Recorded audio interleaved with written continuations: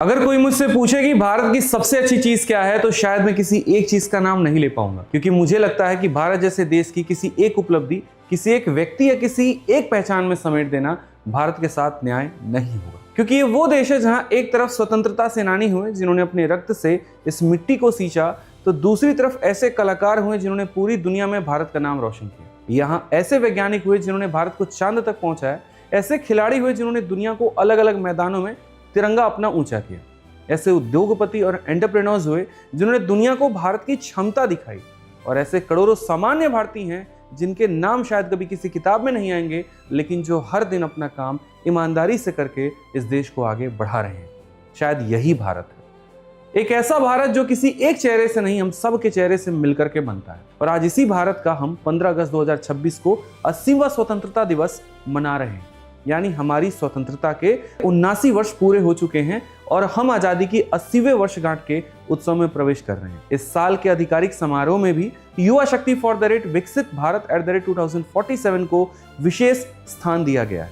लेकिन सवाल यह है, क्या स्वतंत्रता दिवस केवल 15 अगस्त को तिरंगा फहराने का ही दिन है, या फिर दिन हमें उस जिम्मेदारी की याद दिलाता है जो इस आजादी के साथ हमें मिली थी। आज हम स्वतंत्र हैं, हम अपनी बात कह सकते हैं, हम अपना भविष्य चुन सकते हैं, पढ़ सकते हैं, काम कर सकते हैं, सपने देख सकते हैं, लेकिन ये सब हमें यूं ही नहीं मिली। हमारे देश में एक से बढ़कर के एक फ्रीडम फाइटर्स हुए। किसी ने जेल की सलाखें देखी तो किसी ने अपना घर परिवार छोड़ा, किसी ने अपनी नौकरी छोड़ी और किसी ने अपना जीवन तक देश के नाम कर दिया। महात्मा गांधी का रास्ता अलग था तो भगत सिंह का रास्ता अलग था। नेताजी सुभाष चंद्र बोस की सोच और तरीके अलग थे, लेकिन इन सब की मंजिल एक ही थी, और वो थी भारत को स्वतंत्र देखना। और सिर्फ उन्हीं लोगों का योगदान नहीं है जिनके नाम हम किताबों में पढ़ते हैं। इस आज़ादी के पीछे तो हजारों लाखों ऐसे लोग थे जिनके नाम शायद हमें मालूम भी नहीं। किसी माँ ने अपना बेटा खोया होगा तो किसी पत्नी ने अपना पति खोया होगा, किसी बच्चे ने अपना पिता खोया होगा तो किसी बहन ने अपना भाई खोया होगा, तब जाकर के हमें वो भारत मिला जिसे आज हम अपने बात खुल करके कह पाते हैं। इसलिए आज़ादी केवल हमें मिली हुई कोई सुविधा नहीं है, ये पिछली पीढ़ियों द्वारा हमें सौंपी हुई एक जिम्मेदारी है, और यही जिम्मेदारी आज के भारत की तरफ देखने पर आपको मजबूर करती है। जब हम भारत को देखते हैं तो मुझे ऐसा लगता है कि सबसे ज्यादा खूबसूरत जो चीज लगती है वो है अनेकता में एकता। हम अलग अलग राज्यों से आते हैं, अलग भाषाएं बोलते हैं, अलग अलग खान पान है, हमारे त्यौहार अलग हैं, हमारे कपड़े, हमारी संस्कृति, हमारा रहना, हमारा बोलना, हमारा सब कुछ अलग है। लेकिन भारत में थोड़ी थोड़ी दूरी पर जो भाषा, बोली और संस्कृति का रंग बदलता दिखाई देता है, असल में ये विविधताओं के बाद भी हमें जोड़े रखने का काम करता है, और वही भारत की असली ताकत है। यहाँ आपकी शुरुआत कहाँ से हुई, ये पूरी कहानी कभी तय ही नहीं करती। आप गांव से आए कि शहर से आए, आप हिंदी बोलते हैं, तमिल, तेलुगु, बंगाली, मराठी या कोई भी भाषा, एक साधारण परिवार से आते हैं या सुविधा वाले परिवारों से, आप कहाँ से आए, इससे ज़्यादा महत्वपूर्ण ये होता है कि आपको जाना कहाँ पर है। और एक लोकतांत्रिक भारत की सबसे बड़ी ताकत यही होनी चाहिए कि हर व्यक्ति को आगे बढ़ने का अवसर मिले। हमें अपने इतिहास पर गर्व होना चाहिए। लेकिन मैं एक बात और कहना चाहूँगा आपसे, वो ये है, इस बात पर गर्व करके मत रुक जाइए कि हमारे पूर्वज कितने महान थे। अगर दुनिया को भारत की ताकत दिखानी है तो आज के भारत पर काम करिए। ऐसा काम कीजिए कि आने वाले 50 साल जब कोई भारत के इस दौर को देखे तो वो ये कहे, हाँ, इस पीढ़ी ने भारत को कुछ दिया था। और आज का भारत हमें इसके अनेक उदाहरण देता है। 23 अगस्त 2023 को चंद्रयान 3 की सफल सॉफ्ट लैंडिंग के बाद भारत चंद्रमा पर सफलतापूर्वक उतरने वाला चौथा देश बना, और चंद्रमा के साउदर्न पोलर रीजन के पास पहुंचने वाला पहला देश बना। लेकिन देश सिर्फ बड़े मिशन से नहीं बनता है। आज कोई युवा स्टार्टअप शुरू कर रहा है, कोई नई टेक्नोलॉजी बना रहा है, कोई छोटा बिजनेस खड़ा कर रहा है, या कोई नौकरी की तैयारी कर रहा है, या कोई नौकरी मिलने के बाद किसी मंत्रालय, पुलिस, सेना, रेलवे प्रशासन या किसी अन्य विभाग में देश की सेवा कर रहा है। इन सभी चीज़ों को मिलाकर के भारत बनता है। 31 मार्च 2026 तक भारत में कुल मिलाकर के 2.23 लाख से ज़्यादा DPIIT रिकॉग्नाइज्ड स्टार्टअप दर्ज हो चुके थे, और उनसे 23.36 लाख से डायरेक्ट अधिक जॉब के सृजन की जानकारी सरकार ने दी है। ये केवल आंकड़े नहीं हैं, इनके पीछे लोग हैं, सपने हैं, मेहनत है, और यही लोग आधुनिक भारत की कहानी लिख रहे हैं। लेकिन यहाँ एक सवाल आता है कि देश ने हमें क्या दिया। ये हम अक्सर पूछते हैं, लेकिन हमने देश को क्या दिया, ये सवाल शायद हम कम पूछते हैं, और मुझे लगता है इस पे ज़्यादा गौर करना चाहिए। हमारे संविधान में सिर्फ फंडामेंटल राइट्स यानी मौलिक अधिकार ही नहीं है, आर्टिकल 51A में फंडामेंटल ड्यूटीज यानी मौलिक कर्तव्यों की भी व्यवस्था और चर्चा की गई है। संविधान, राष्ट्रध्वज और राष्ट्रगान का सम्मान करना, देश की एकता और अखंडता की रक्षा करना, सदैव को बढ़ाना, पर्यावरण की रक्षा करना और वैज्ञानिक दृष्टिकोण विकसित करना जैसे कर्तव्य इसमें शामिल है। क्यों शामिल है, कभी सोचा है आपने?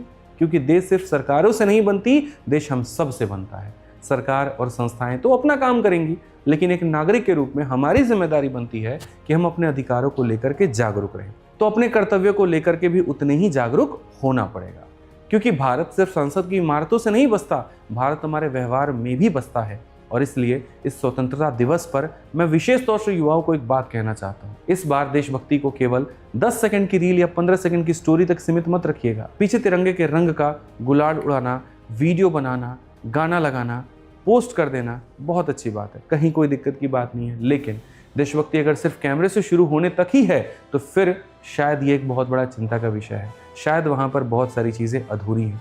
अगर 15 अगस्त को ज़मीन पर तिरंगा पड़ा दिखे तो हम उसकी वीडियो बना करके सम्मान दिखाएं, तो 16 अगस्त को भी वही तिरंगा अगर ज़मीन पर दिखे तो उठाने की भावना होनी चाहिए। भले ही वहाँ पर कोई कैमरा ना हो, भले वहाँ पर कोई आपकी वीडियो ना बना रहा हो, भले वो काम करने से आपको व्यूज़ ना मिले, लाइक्स ना मिले, आपको पहचान ना मिले, लेकिन ये वो कर्तव्य है जो आपको निभाना पड़ेगा। अगर हम सफाई की बात करते हैं तो अपने आसपास सफाई रखिए। ज़रूरी नहीं कि वो सफाई सिर्फ 15 अगस्त को ही हो, वो सफाई अगर आप हर दिन करते हैं तो वही आपकी असली देशभक्ति है।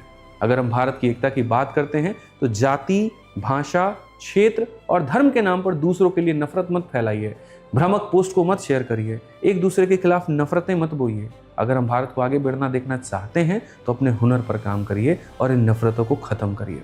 मेहनत कीजिए, पढ़िए और सही जानकारी को आगे बढ़ाइए, क्योंकि गलत जानकारी जब फैलती है तो वो सबको एकदम तबाह करके छोड़ती है। जहां आप हैं वहीं से देश के लिए कुछ अच्छा करने की कोशिश करिए। हर व्यक्ति को सीमा पर जाकर के लड़ना जरूरी नहीं है, वही देशभक्ति नहीं है। आप जहां से हैं अगर आप अपना काम ईमानदारी से करते हैं तो वो भी एक देशभक्ति है। एक डॉक्टर अगर अपना काम ईमानदारी से करे, एक शिक्षक अपना काम ईमानदारी से करे, सोचिए एक शिक्षक अगर ईमानदारी से पढ़ाए, एक बच्चा अगर ईमानदारी से पढ़े, एक स्पोर्ट्समैन अपने स्पोर्ट्स के ऊपर बहुत ध्यान दे, एक बिजनेसमैन ईमानदारी के साथ बिजनेस करके इस देश को आगे बढ़ाए, एक आम आदमी ईमानदारी से टैक्स भरे और ईमानदारी से अपने काम को करे, तो हर वो काम जो देश को बढ़ाने में किया जाता है वो भी तो एक देशभक्ति है। ये सभी अपने अपने स्तर पर राष्ट्र निर्माण का हिस्सा है। भारत सरकार की यूथ इन इंडिया की रिपोर्ट के अनुसार 2021 में 15 से लेकर के 29 वर्ष के युवा देश की कुल आबादी का करीब 27.2% थे। यानी भारत का भविष्य सिर्फ युवाओं के सपनों में नहीं, भारत का भविष्य काफ़ी हद तक युवाओं के हाथ में भी है। तो इस 15 अगस्त मैं आपसे कोई बड़ी चीज़ नहीं मांगूंगा, बस इतना कहूँगा कि एक संकल्प लीजिए, एक ऐसा संकल्प जो 15 अगस्त की शाम तक खत्म ना हो जाए, एक ऐसा संकल्प जो मन से आए। कोई कहे कि मैं अपने आसपास गंदगी नहीं फैलाऊंगा, कोई कहे कि मैं अपने काम में बेईमानी नहीं करूंगा, कोई विद्यार्थी कहे मैं अपनी क्षमता को बर्बाद नहीं करूंगा, कोई शिक्षक कहे मैं ईमानदारी से पढ़ाऊंगा, कोई सरकारी कर्मचारी कहे कि मैं भ्रष्टाचार नहीं करूंगा, कोई आम आदमी कहे कि मैं किसी इंसान, जाति, धर्म, भाषा या राज्य के कारण छोटा नहीं समझूंगा, कोई कहे कि मैं ऐसा काम करूंगा जिससे मेरे साथ साथ मेरे देश को भी थोड़ा आगे बढ़े, क्योंकि यही छोटी छोटी चीज़ें मिलकर के एक बड़े भारत का निर्माण करती हैं। 2026 में वंदे मातरम की 150 वर्षों की विरासत को भी विशेष रूप से स्मरण किया जा रहा है। और शायद वंदे मातरम का भाव भी हमें यही याद दिलाता है कि इस मिट्टी के प्रति सिर्फ गर्व नहीं, कर्तव्य भी होना चाहिए। हमारी पिछली पीढ़ी ने एक स्वतंत्र भारत दिया था, अब सवाल ये है कि आने वाली पीढ़ी कैसा भारत देकर के जाएगी। एक ऐसा भारत जो अपने इतिहास पर गर्व करे, या एक ऐसा भारत जिसका वर्तमान भी इतना मजबूत हो कि भविष्य उस पर गर्व करे। इसलिए स्वतंत्रता दिवस पर सिर्फ ये मत पूछिए कि मेरे देश ने मुझे क्या दिया, एक सवाल अपने आप से भी पूछिए कि मैंने अपने देश के लिए क्या दिया और आगे क्या देने वाला हूँ या वाली हूँ। क्योंकि देश कोई हमसे अलग चीज़ नहीं है, देश हम हैं। हमारी सोच देश की सोच बनाती है, हमारी चरित्र देश का चरित्र बनाती है, हमारी मेहनत देश की ताकत बनाती है और हमारी एकता भारत की पहचान बनाती है।